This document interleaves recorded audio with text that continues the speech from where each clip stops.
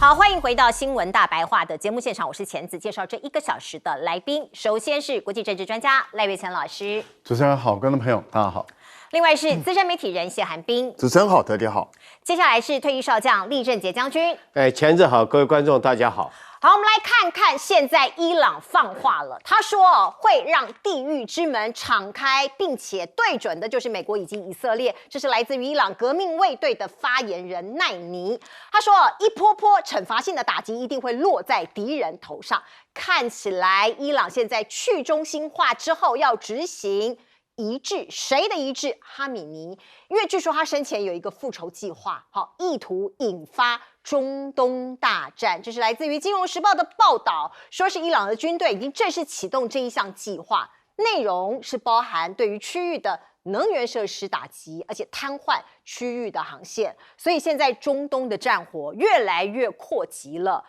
会什么时候结束？没有人知道哦。包括伊朗政权内部的人士有讲哦，说他不会让美国还有以色列得逞的哦，所以准备放一把火，把战火延烧到边境之外。另外，我们来看看现状是什么？美军的中东最大基地已经被伊朗的飞弹击中了 ，CIA 工作站以及大使馆，好多个地方都被多波攻击，好几波的攻击哦。所以，观众朋友，您看到这个画面是在夜空中，从远远的地方飞弹射过来被击中了，包括我们看到了美军也证实了驻卡达的乌代德空军基地也被飞弹给击中了。那当然可能有一些人有伤亡的情况，另外包括 CIA 的工作站也被伊朗的无人机给击中那在黑夜中包括这个伊朗的无人机，它的数量很多，也很强大，它去夜袭那击中了美军的弹药库所以在黑暗中，您看到橘色的火光，熊熊的火光燃起来了火舌飞溅，现场烈焰飞腾，浓烟滚滚，一副这个末日的景象。所以现在这个中东的战况，很多人都非常忧心可能没有办法像川普讲的速战速决。伊朗说已经击中美军第3套萨德的反导弹系统所以他们疯狂的在做一个绝地大反攻。那现在呢我们看到包括半岛电视台，因为它是在中东地区最专业的一个电视台，他说伊朗反击已经戳中了川普的软肋包括我们看到呢过去可能川普有想要速战速决，然后风光的宣布胜利，可是这个目的现在看起来已经不能达到了。而川普他也不断的放话说我们大胜利，我们大成功，包括他说伊朗的空军、海军还有高层都完了，你们现在如果想要谈判也太迟了。可是他的说法前后有矛盾的地方，包括我们看到过去2-3天有说到说是这个包括以色列还有包括沙烏地阿拉伯push 美国来做这样攻击的动作。可是现在包括卢比欧包括川普他们都改口了，他说没有不是以色列叫我做的是搞不好我逼以色列他们才动手的所以现在这个说法到底哪一个才是对的呢？我们不知道那这个卢比欧是这样讲他说是因为美伊谈判彻底破裂，所以我们才动手的。而另外美国民众目睹多架 F-35以及 F-15E 升空去驰援中东所以这个战事看起来还会再延长时间。那另外呢，美军是这样讲，已经摧毁伊朗境内17艘舰艇，打击将近2000个目标。有一个部分就是民众的部分，我们永远是最关心当地的民众我们看到包括川普、包括美国、包括 CNN 他们其实CIA 也都有这样子的一个做法他们出手要这个库德族，大家知道在伊拉克这里还有伊朗，其实那个边境那边有很多库德族，他们是一个全世界没有国家的最大的民族所以川普政府积极跟这个伊拉克的库德族领袖磋商提供给他们一些军火给他们一些武力CIA 在努力叫他们赶快煽动伊朗境内的民众。川普自己也讲了，希望伊朗的民众可以起义推翻现在的政府革命卫队。那另外我们看到呢，这个打仗很花钱的，每一天都要消耗多少钱？每一个小时是10亿那每一天就是240亿台币包括这个航母一天要花2亿，上面的油料啦，官兵要吃要喝薪水这个是很可怕的那现在呢，这个弹药是一个关键，有没有可能因为不断在消耗这些弹药所以我们看到波湾的这个美国盟友就说，你一直拖延我们的这个补弹我们这个包括一些拦截的一些这个爱国者飞弹啊，各种拦截的飞弹啊，你都刻意拖延啊。甚至有一些国家被冷处理，你叫他交货，他也不交所以呢，我们看到这一位华府智库的一个专家，他说阿联已经消耗多年累积的大量的拦截弹的库存，因为已经不断的在拦截嘛，中东有一些事情，美国在弹药的补充上的迟疑，可能加注波湾盟友对安全承诺的疑虑。所以现在这个伊朗这一局到底应该怎么看呢？来请教老师。现在各方都在放话所以认知作战事实上早就展开了那虚虚实实，但是我们也留意到伊朗确实有打这个卡达的油气田那对于卡达来讲，赶快就关闭了。那他也有打阿联酋的这个石油生产措施，那么甚至一些金融机构也有被受到殃及。但是以目前的这种打法来看的话，事实上是相当的有节制。为什么会相当有节制？我们一般判断可能有2个可能性我们只能说用可能性来推断，因为这个比较符合他们的这种战略的目的第一个就是警告美国跟以色列，如果你打我伊朗的这个石油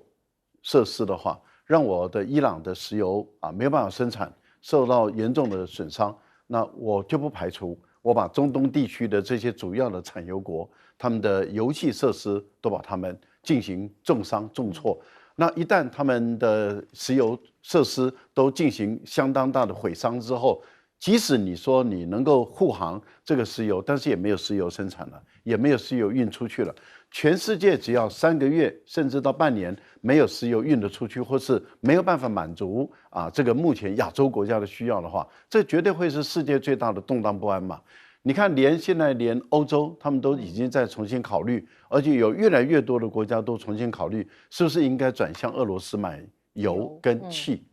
连日本都有这个声音出来了那这代表什么？因为日本90%的油气都来自于中东地区，美国一个国家不可能满足全世界的，不可能的事情，它的生产量也不到，然后它也不可能这样满足。那所以中东地区占全世界20%这么大的分量的情形下，那你想想看，如果油气都受到重伤，这个当然不可能。当然对于整个美国，对所有的国家都造成严重的影响。那这样子其实也确实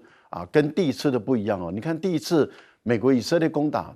打这个伊朗的时候，也有对于他的油气田有进行打击。可是你看这一次就不敢打了这是我们判断，就是说伊朗做这个动作很有可能就是牵制美国以色列，你不要攻击我的油气田。第二个呢，我觉得他的目的很有可能就是迫使海湾国家转向美国施加压力，因为是美国挑起这个战争，不是伊朗挑起这个战争，所以你们应该把这个压力算在美国人身上，所以要美国停止这个军事行动。所以我个人觉得伊朗打这个海湾相当的国家，目前来讲打的是有节制的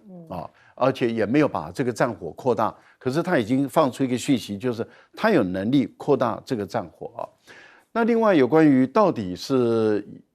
以色列把美国引入局，还是美国把以色列引入局，还是美国跟以色列合谋？坦白说，第一时间讲的人真话比较多也就是卢比奥讲的真话的可能性最高。卢比奥在对于国会作证的时候，因为这个不能作伪证，是既然不能作伪证，所以他如果被证明他是作伪证，那他是欺骗国会这是刑法所以这叫吃上官司的。所以卢比奥在国会作证的时候，他的明白的说就是以色列内塔尼亚胡坚定的意志就是一定要打，那美国被迫不得不打在这样的一个情形下，所以等于是这场战争决定权不在于川普，而是在于以色列。这个对于川普说他领导这个世界，或是说他主导这个战争，就简直是让全世界都笑破眼了。因为全世界都说原来目前来讲，果然全世界就有一个国家能够帮美国人做决策，能够把美国人带入局，那就是以色列。所以川普的影响力跟决策力是有限的，因为真正的川普的太上皇川普的老板不是川普本人，美国人的老板原来是以色列人，是这个内塔尼亚胡。那这个对于川普来讲颜面无光，所以川普才要扳回说，也可能是我做的决定。然后卢比奥一看老板改变了，然后他当然就改变他的主张，但是他的有效主张应该是在国会，而不是在国会之外的主张。国会之外的他是可以不用负责任，他可以胡说八道，但是在国会之内的他作伪证，那这个是很严重的事。我们在强调，这会涉及到法律的问题啊。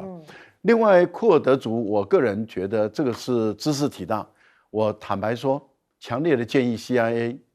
慎重啊！为什么？因为库尔德族这是很复杂的虽然没有错，他在伊朗的西北部有600-700万人，那么他们也一直想要独立，对他们确实是想要独立，他们是游牧民族嘛，对。可是不要忘了，他再往西走就是伊拉克，对，就伊拉克的东北部。再往北走一点，那就是伊朗，不是，就土耳其的南部了，还有叙利亚的一部分。那3000多万的库尔德族人，他一直主张要独立。你把武器一旦给他，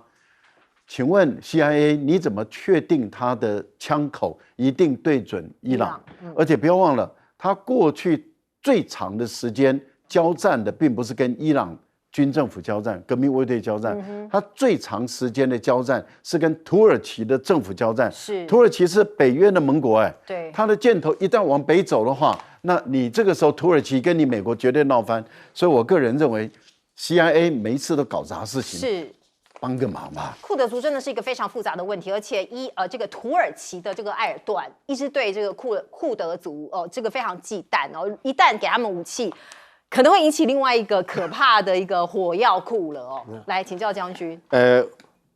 我们看这一次中东大战打到现在其实历次的从俄乌战争一直到现在这次的中东大战，我不得不佩服我们的老祖宗孙子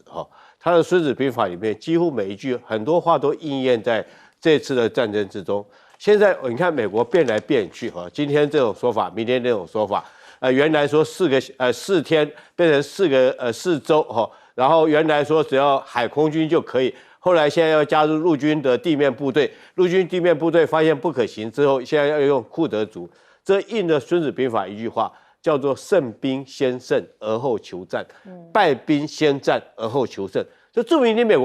国失败了嘛。这个还没打仗之前，你都没有做好战争的准备，你再去开战。那你如果说边打边想办法去打赢的话，你这种是注定要失败的。我们现在按照孙子这句话，我们来验证美国现在是不是正陷于这种情形之中。刚开始的时候他认为用海空军就可以屈服这个伊朗认为用斩首行动就可以迫使伊朗投降。但是后来他发现形势这个不如他所预料，伊朗的抵抗程度比他还烈，而且伊朗的打法是按照有节奏有步骤的。大家回头去看一下，整个检视过来，你会发现，其实伊朗虽然说他们的这些首脑都被斩首，可是他整个作战的步骤是有节奏的。那我们现在讲，伊朗有没有可能击毁美国3套的萨德系统？我觉得可能性非常大第一个，我们要知道，所谓萨德系统不是无能，不是天下无敌的，它第一个是这个高空的防御系统，它是防高空、防导弹、拦截导弹的。当然，它另外一套系统就是等于说是它可以对自己本身的防卫导弹就是说你要攻击它，它也可以将你射来导弹将你击毁。那现在来讲的话，你看伊朗用的武器是什么？第一个，如果说是它具备超高音速导弹的话，再加上饱和攻击，如果再加上这个低空的这种无人机来讲的话，要摧毁萨德系统不是不可能的。那如果摧毁掉以后，我们现在看结果怎么样？第一个有相片嘛，有图为证。第二个来讲，我们看到尤其是这2天，美国很多的重要军事基地，包括它搭的大使馆，包括它的 CIA 总部这个包括到它的弹药库，这些重要的军事设施都陆陆续续被攻击到，代表什么？代表它的萨德防空系统已经破功了嘛？那在这种状况之下，我觉得后续来讲，美国真的堪虑然后再来，我们看一下，如果说是，那昨天我在这边有讲过，如果说要用地面部队的话，这个远火救不了，远水救不了近火，因为整个地面部队要调动过来，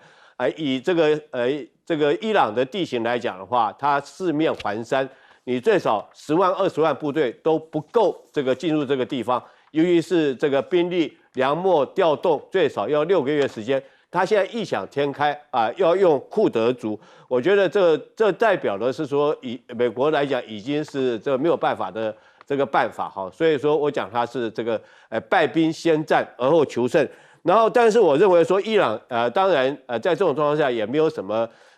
这个也是受伤很惨重的了。譬如说是美军扬言打掉他17艘的海军舰艇哈，还有打了2000多个目标。可是你反过来看，如果美军要打掉他2000多个目标，你要耗费掉多少弹药，你才可以打掉2000个目标？所以说每天的军耗消耗是非常庞大，也是非常巨大的。所以我们评估这个每天要烧掉这个1个小时要烧掉这个7亿美金我觉得这个数字不是凭空而来的。是，来请教彬哥怎么看？其实伊朗现在这样的打法，感觉上好像非常灵活，然后他突然之间要打不打，然后不一定要打哪一个国家，不一定要打哪一种设施。其实感觉上好像战术很灵活，实际上是因为他不得已，因为他库存的弹药其实也是有限。那他如果说密集的去攻击某一块地方，你反而会让以色列跟美国非常好防御。你如果集中去攻击以色列，他的成功率一定会大幅降低。所以对他来讲，现在我就是出其不意，今天打这里，明天打另外一个地方，我也不一定攻击以色列，周边所有的国家，只要跟美军搭点边的，我都有可能会打你。所以在这种状况下，就变成防不胜防。其实现在以色列可能因为他们有引入这些 AI 计算啊、识别啊，所以他们的弹药损耗相对没那么大，反而是周边这几个阿拉伯国家为了防御这个伊朗的这些无人机跟导弹，他们的防空导弹已经大量耗损。所以真的快要无以为继，所以他们现在才在叫说，你美国还要赶快运送补给的相关的弹药来。可是问题是，美国第一个自己的弹药也未必充足，第二个，美国现在的整个产线生产就是非常缓慢，他恐怕你要应付这么庞大的耗损，每天几百几千发这样打，他怎么受得了？对吧？所以我觉得现在这就是一场耐力赛，看谁撑不住。那伊朗因为他现在虽然他自己也被炸得很惨，可是请不要忘记，第一个他是神权统治国家，他比较不太在乎牺牲人命。第二个，他反正已经被打残了，他就继续给你打吧。所以现在就是对美国来讲，你就算再去炸他，你能够受到的边际效益是越来越差。那反而他时不时突然之间攻击你一下，你不一定拦得住，你就不一定受得了。那时间一拖长，尤其荷姆兹海峡如果一直挡在那个地方，那个全世界的经济都要出现大麻烦。所以川普现在跟这个 Rubio 现在就开始找各种借口，但是找借口是没有用的。第一个，如果你们是想要告诉国会说责任不在我们身上，那个不管怎么样，你发动了战争呢，所以你逃不掉。那如果你想避免恐怖攻击，抱歉也很困难，因为我想伊朗跟很多阿拉伯世界人认定美国就是主谋。那最重要的就是现在他们想要去找库德族来，然后说了，刚赖老师已经说了，库德族如果一拿到武器，我看第一个动手的绝对是土耳其，土耳其会先冲上去，因为土耳其绝对不会容许库德族做大。那库德族会愿意接受吗？美国过去已经出卖过库德族2次了，那库德族这次还会再上这个当吗？那你说现在川普想要找伊朗谈判，为什么没人敢谈？因为你是谈到一半去动手打人的，请问一下，人家还愿意跟你谈吗？所以我觉得恐怕中东这个战事没有这么快结束。是，不过观众朋友，我们来看看最近在中国大陆有一首儿歌，是60年前的一首儿歌，突然又爆红了，它叫做《美国老是强盗》我们请导播让我们来看看它到底是在说什么。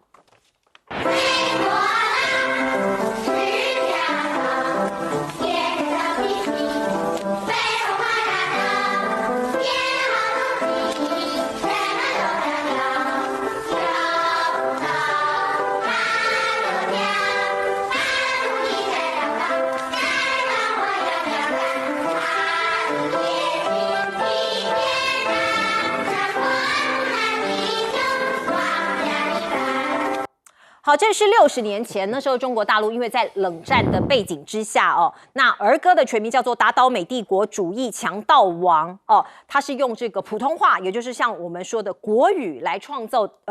的一首儿歌。可是呢，那个时候是因为中美意识形态对立非常尖锐，美国在全球推行霸权哦这样子的一个背景出现的儿歌，所以有人就说，哎，它怎么又流行回来？的的确确哦。现在是不只是在中国大陆哦，包括据说有配上其他的歌词、其他语言的歌词啊，哦，全球都有在唱哦。某种程度，他们也是对现在美国霸权的不满，说打就打，说斩首就斩首，说绑人就绑人。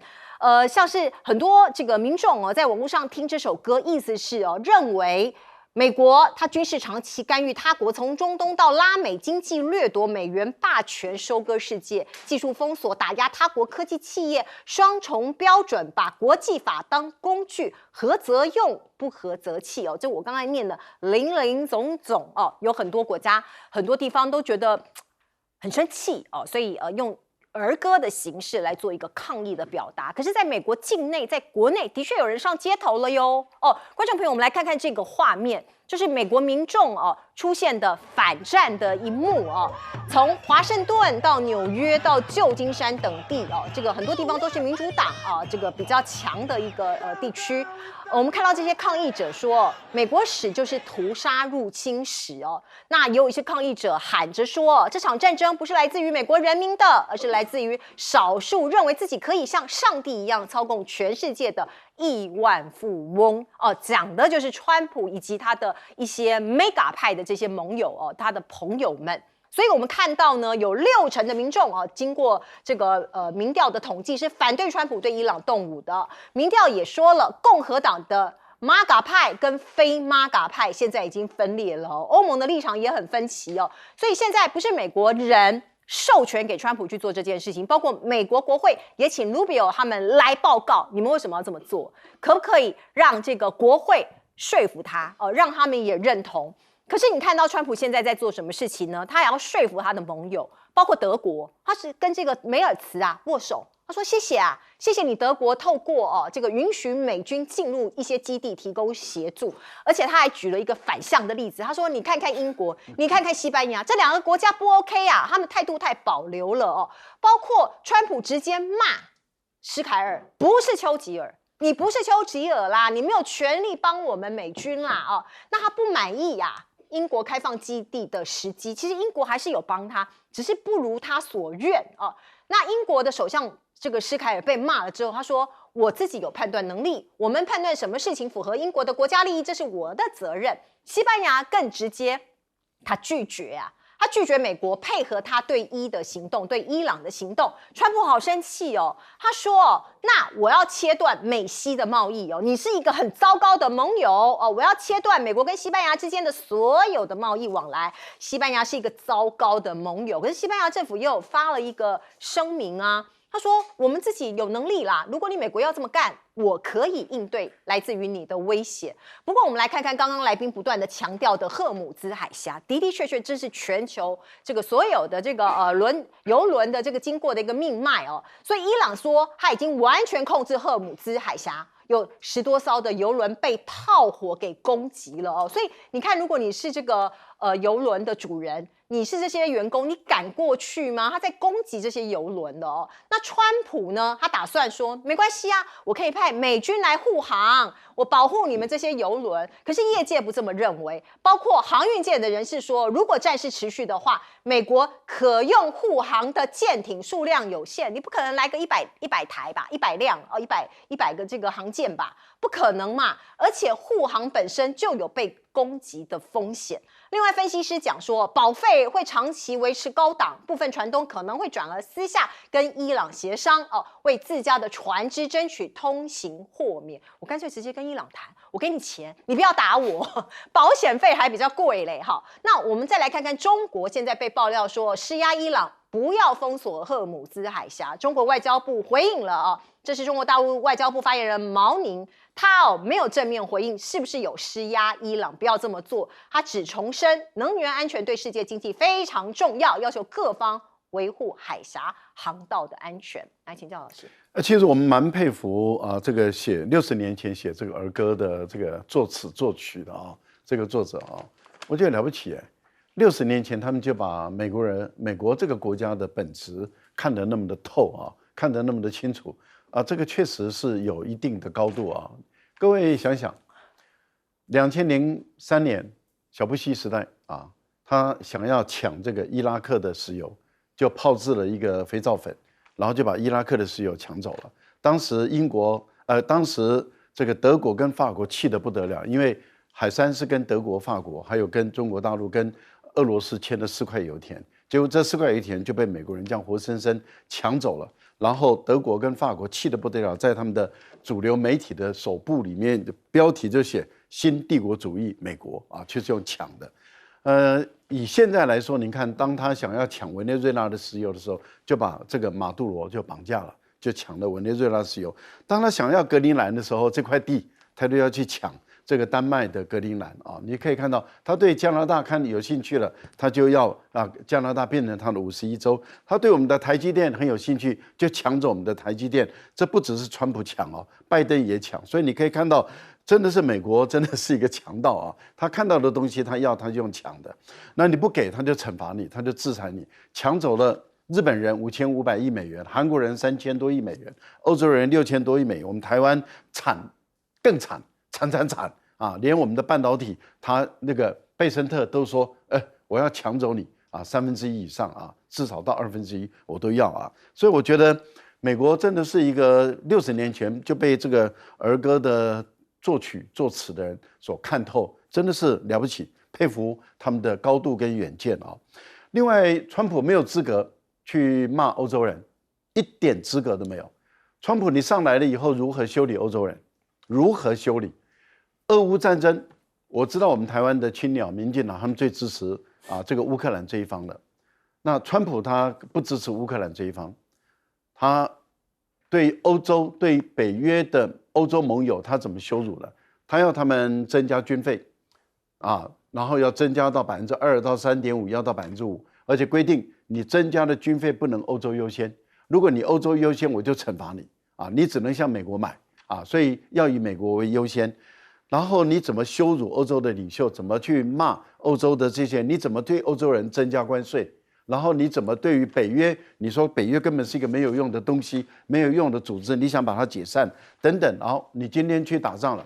你要去打仗的时候，你有没有事先跟北约的盟国先商量一下？没有你非但没有商量，你连开战前也没有通知，先预先通知你的盟友说我要打了，你赶快撤侨，完全没有。所以一堆侨民被困在中东地区。现在法国的总统马克龙要把他的航母派到地中海去，因为他的很多的资产、很多的公司、很多的侨民被困在中东地区，是出不去有的还困在那个地方。那各位想想，连日本现在都还200多人困在伊朗出不去那日本也高市长们还去助选呢。开打的时候还跑去助选，结果他的侨民也没有人去把他接走，困在那个地方。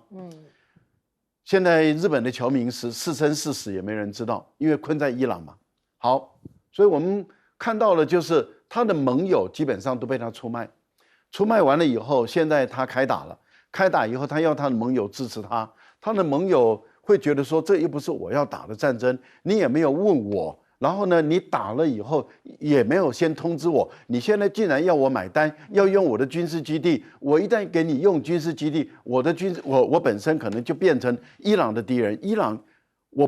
不赞成他的 ABC 很多政策，但是我还没有要跟伊朗变成敌人。那你跟以色列把伊朗变成敌人，你怎么把我拖下水？然后当他们不愿意被拖下水的时候，他就又开始骂他们这些人，甚至威胁西班牙。那我想请问冯德莱恩，美国已经威胁你的欧盟的会员国，你什么态度是来将军。2次世界大战以后到现在美国没有在这个全球用兵的时间只有3年，是卡特担任总统的那3年他没有用兵，也就是说他有96%的时间都是在国外用兵，都是在掠夺人家的资产那美国用什么模式呢？很明显的，它就是美金美军还有美债哈。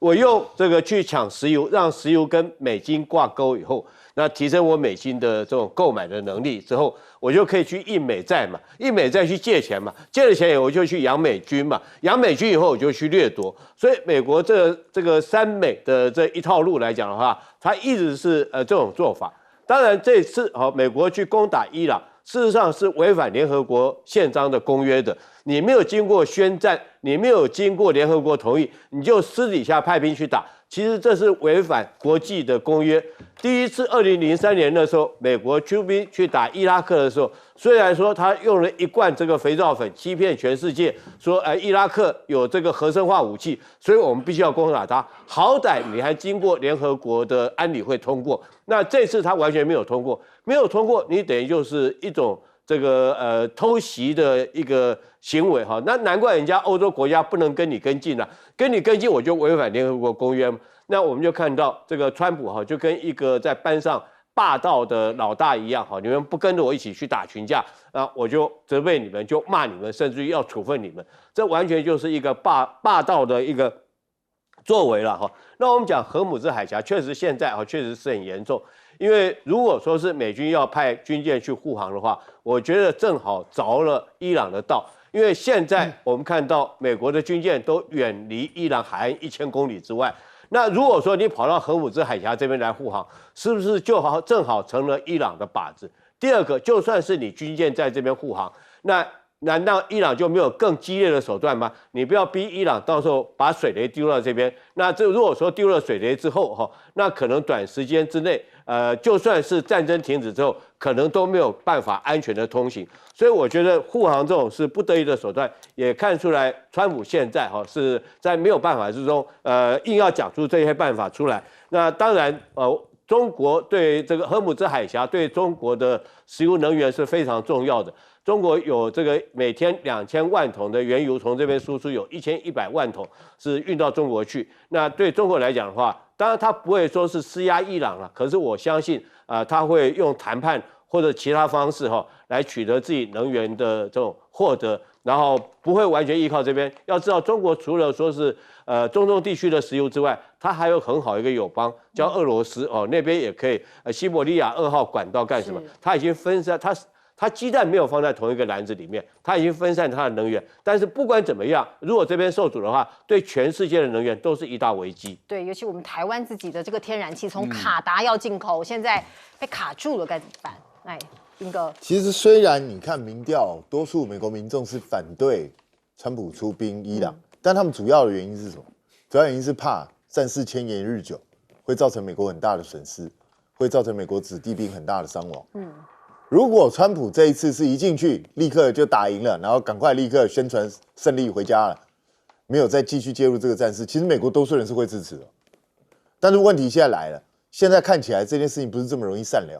川普本来的构想是，我把哈梅尼斩首之后，就跟他的继任者直接谈判，然后就逼迫他，就像这个委内瑞拉这个模式一样，让他接受美国的种种的这些限制，不再发展核武，那他就全胜而归。可是现在，因为你要说他第一阶段过渡成功吗？他一口气把伊朗的高层全部都干掉了，所以你现在没有人可以谈判。所以不是说他次子嘛，哈米尼次子，他现在躲起来，你觉得他敢跟川普见面吗？他敢露面吗？正常人都不敢吧。所以你现在你已经吓到你的对手不敢跟你谈判了。那请问一下，你要怎么迅速结束这场战争？这恐怕是非常麻烦的一件事情。那对川普来讲，他现在就开始迁怒别人了。你们一个一个不帮我的，都给我记住。英国也好，西班牙也好，但是我必须讲啦，这些国家为什么会选择不帮？因为你要知道，你现在是干掉人家的宗教精神领袖。对，这个接下来，现在他在正面战场打不赢你，未来的恐怖攻击他会不会算在你头上？谁都不知道。现在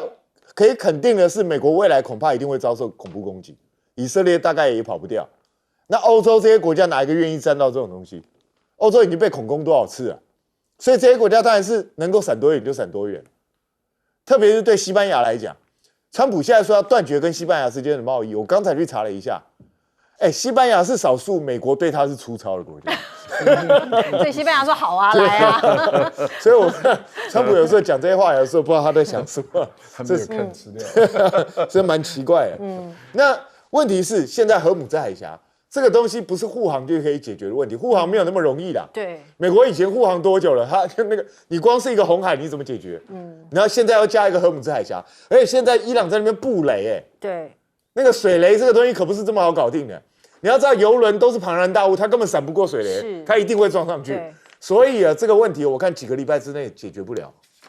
所以我们看到现在的这个局势哦，这个蛮混乱的。大家还记得吗？3月31号，川普已经讲我要到中国大陆去访问，现在有变数了吗？这是来自于《纽约时报》的报道说，因为北京对于攻打伊朗这件事情很生气，然后谴责，所以呢可能会重新评估原定3月底到4月初举行的川习会，不排除延期甚至是取消哦。可是川普自己又说不会有问题的啦，我跟中国关系很好，我很快就会去访问，我们尊重中国。所以呢，之前呢有一个这个说法哦，媒体在说说这个何立峰啊，下个礼拜会跟贝森特在巴黎见面。那问了这个 MOFA 中国大陆的外交部，可是中国大陆外交部说，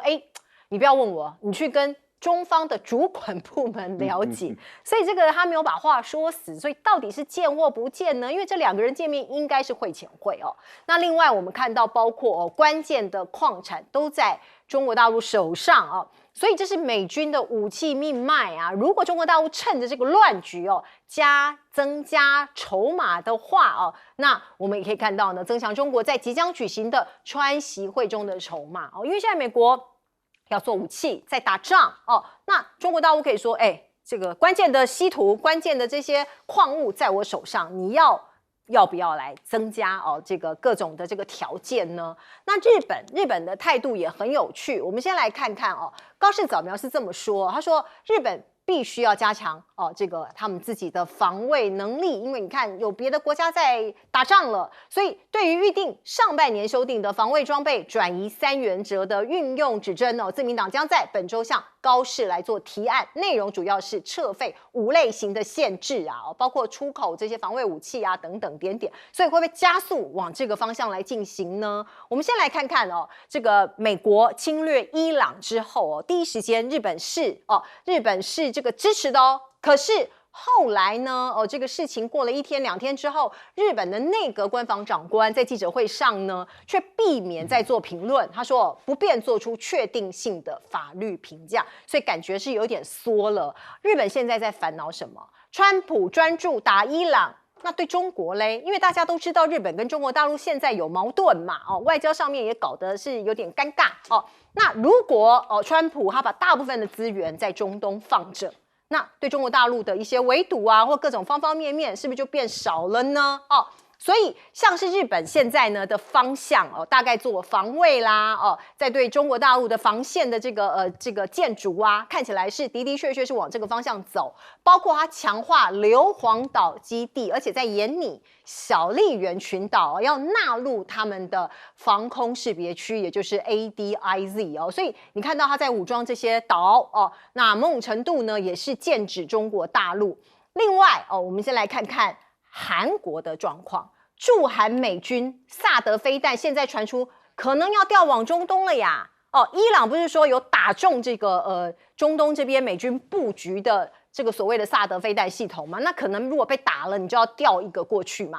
所以一旦美军在中东投入更长的时间，部署在南韩的萨德系统，还有爱国者飞弹，甚至是死神无人机有没有可能都被调去中东所以其实这个青瓦台相关人员也在这个担心这件事情。不过他们对外回应都说，韩美双方有在做协议，有在保持沟通因为大家都担心说，本来在这一个地方的武器会被转移，或者是美军基地的这些武器会不会被转移出去。那另外美国的海军示警解放军越来越强大，包括他们将部署2艘新式的核潜舰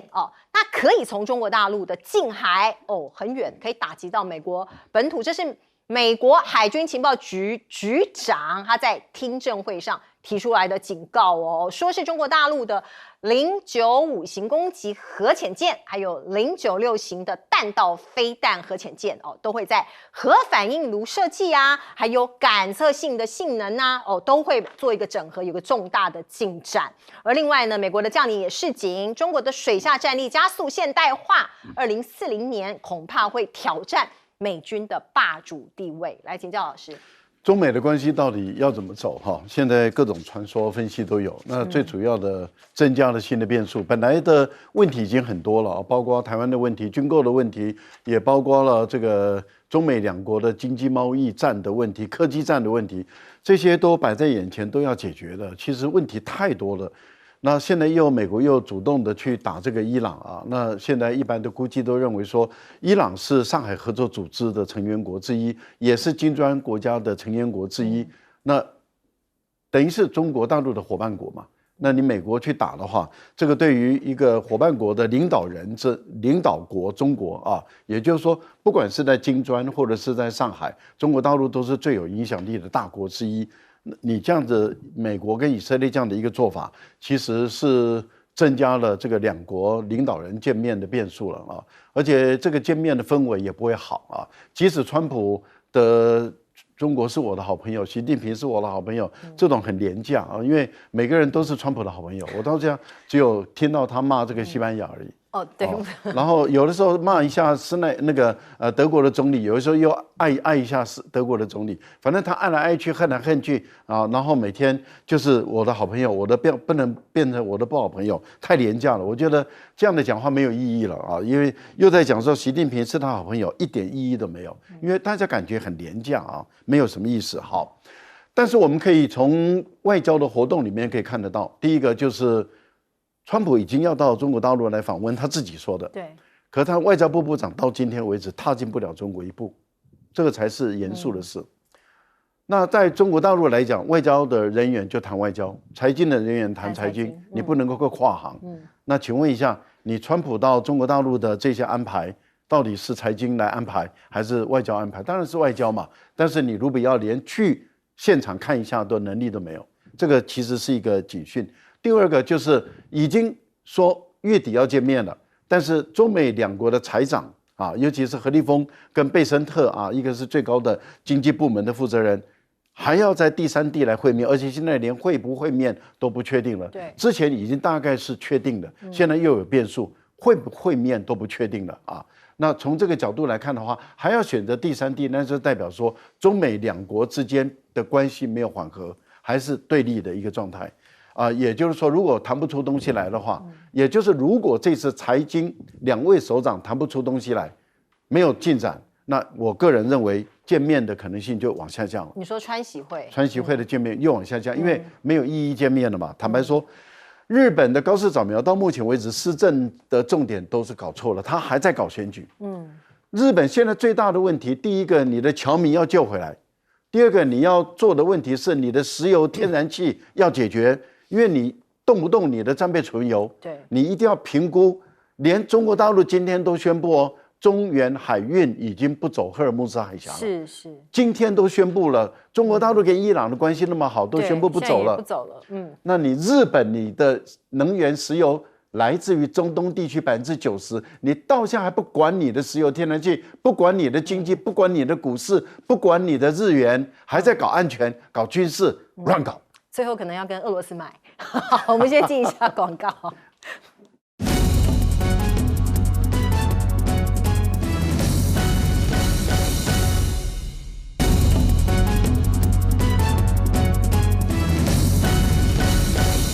好，全世界对于美国攻打伊朗这件事有不同的评价，那日本的感受又是什么样？我们来请教将军来分析。日本这次他防卫省准备在这个硫磺岛那边扩建它的军事基地甚至于扩展它的防空识别区，很明显的是针对中国，因为它要建立一个岛链将这个中国封锁在岛链之内。那这个目前这个硫磺岛我去查了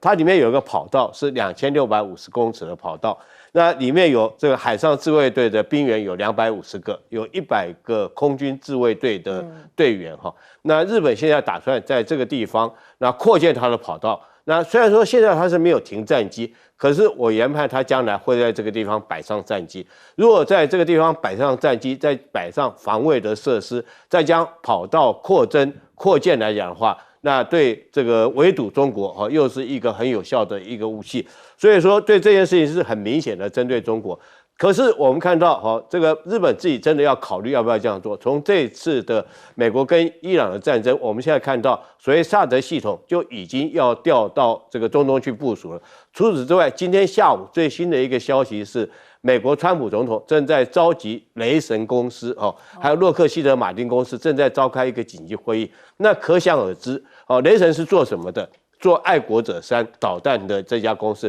可见的美国不管是萨德系统或者是爱国者导弹可能在这次战争之中都已经库存快见底了，所以他一定要叫这几家公司赶快来加紧生产。可是关键是说，我们前阵子看到中国管制稀土出口之后，这些公司是不是能够在这个稀土被管制之下，还能够如他所望的生产这么多数量？这么多的这种爱国者导弹或者是萨德系统，我觉得都抱着很大一个存疑。所以日本自己要考虑到，如果说一味的想要用军事来跟中国对抗的话，那当美国不能当你靠山的时候，或者是美国现在在别的地方有事的时候，你自己有没有单独力量在这个地方跟中国对抗？这是关系到你自己国家安全。我觉得长远来讲的话，你眼光要看远，你不要为了争一时之间政治上的红利，认为说是我鼓吹民粹主义，我就可以获得政治上的选票，获得政治上的红利，但是却将整个国家的一个重大的安全寄托在这个美国这个不可以信任的朋友之上。我觉得这是高市早苗这个最大失策的地方。好，我们进下广告。